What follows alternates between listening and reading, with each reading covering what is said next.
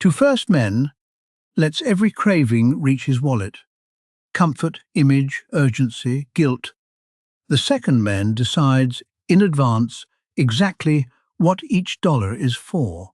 Growing your income without a purpose for it doesn't create wealth, it just funds a more expensive version of the same problem.